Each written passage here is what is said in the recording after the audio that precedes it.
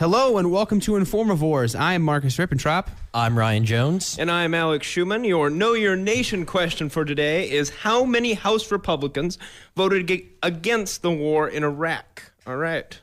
And we'll have that answer later in the show.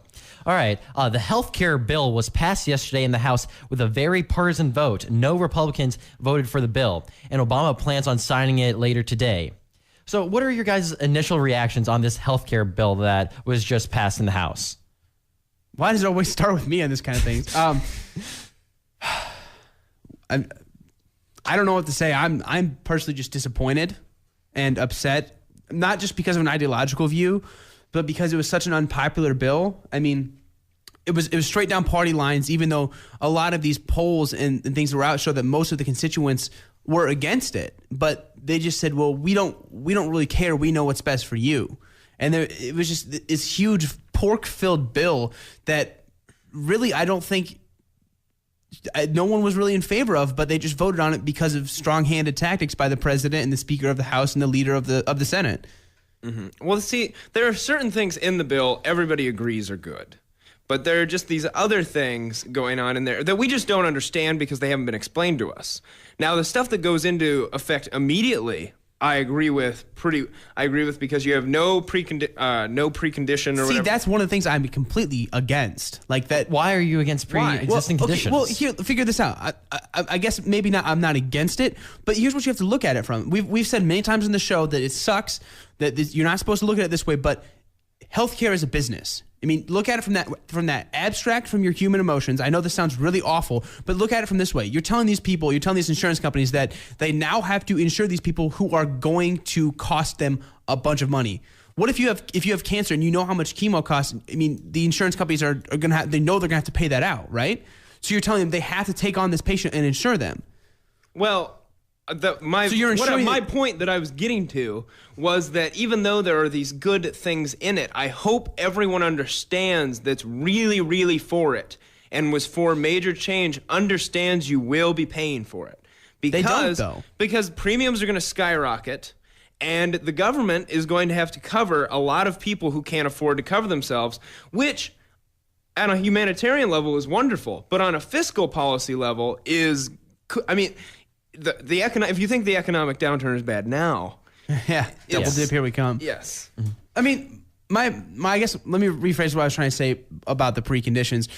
I mean, that really doesn't do anything. It says you bans people not taking them, but the premiums are going to be so high. I mean, right now people with preconditions, they can still get insurance, but the insurance rate, the premium is huge. And this bill doesn't do anything to address that. It just says that you can't not insure them. So they can offer them insurance, but if they can't afford it, this bill doesn't do anything.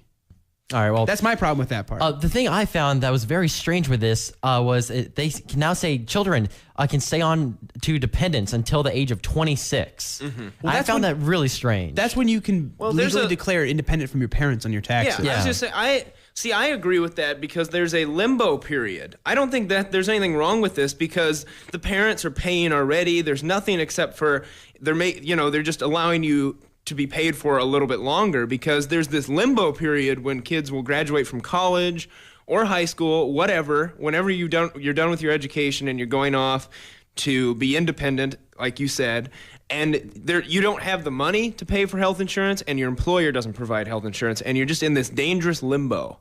So I think it's a very good provision. I just think that's too long of a period. 26-year-old is a very graduate old to be school. Still in. Yeah, law school. By the time you graduate from college, you'll be 22, so it's 4 years. Yeah. I mean, assuming you go for 4 years, it's an initial 4 years for you to get your feet on the ground, and it doesn't. The government doesn't have to pay for anything. The only thing that has to pay for it is your parents' employer if they pay for your insurance, or your parents, which most of the time the employers only cover the employee part of the benefits, and then the employee pays their family part. So the only people that are going to spend more money are a few corporations and people, and then the people that are already paying for it anyway. I'm completely in favor of that. It's not saying you have to stay to 26, but saying up to 26, you're allowed to stay on your parents' health care. Okay. What do you guys think about if you decide not to get health care, you'll just be taxed as a penalty for this? That's I don't like that at all. Well, they say everyone has to have insurance, and if you don't, then the government will help you. But if you have the money to afford it, and you don't get it, you're going to get penalized. It's just that just screams bureaucracy to me. Like, I don't even. Well, not even as much as bureaucracy. It goes in to, the next major topic, because this is about how the healthcare debate is not over. The bill will pass, yes, but it will never be over. Yes, but it's not over. And they haven't given up, because now it's going to become a battle about states' rights. Well, with that, we'll transfer into. With the passage of the healthcare bill, the states are trying to stop the changes from actually taking place. Bills have been implemented in 36 states to try to limit or stop various parts of the healthcare bill. It is speculated there is going to be a very large lawsuit, and the states claim that it would put a very heavy burden on the states without enough financial support. Well, the 10th Amendment's pretty clear. I don't know the exact words, but basically it says if it's not given to the federal government and not prohibited to the states, then it's the states' rights. Mm-hmm. So there's nowhere that says the states can't control, healthcare, and there's nowhere that says the government can control healthcare. So to me, that sounds like it's a state right. And this is going to be a huge, huge court battle, and it's going to cost taxpayers a bunch of money, honestly. But I think it's one that needs to be fought, and let the Supreme Court decide whose right this is to regulate this, whether it's nationally or state level. I think it'll be really interesting to watch. So do you guys think the federal government should be able to dictate this, or do you think states should be able to say, we don't like this aspect of the bill, and we're just not going to do this part?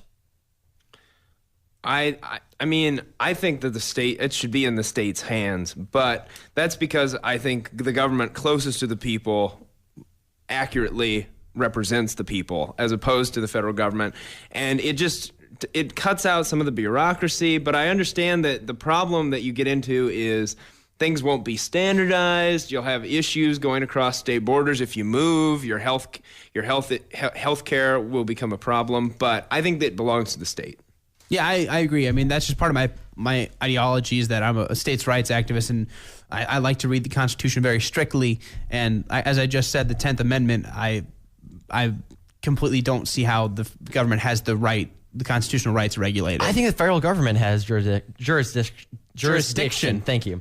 Because they made a law, and the states are going to be undercutting the federal law, which overbranches it. Right, but the point is that it's not their law to make. Yeah, that doesn't matter, because the point of checks and balances is they can do whatever they want, but if it's not constitutional, they could write any law that they felt like writing, and the president can issue any kind of order he feels like issuing, but if it's not a power in the Constitution, they cannot do it. Yeah, you're getting, I don't know what amendment that is, but you're getting those two confused. The one where the state can't undercut a federal law, but that's if the federal government has the right. Yeah. And it's not about, they can't just make a bill and then that's it. It has to be within the constitutional parameters. And the argument here is that it's not constitutional for them to do this. So I like I said, it's going to be a huge legal battle, and it'll be really fun to watch.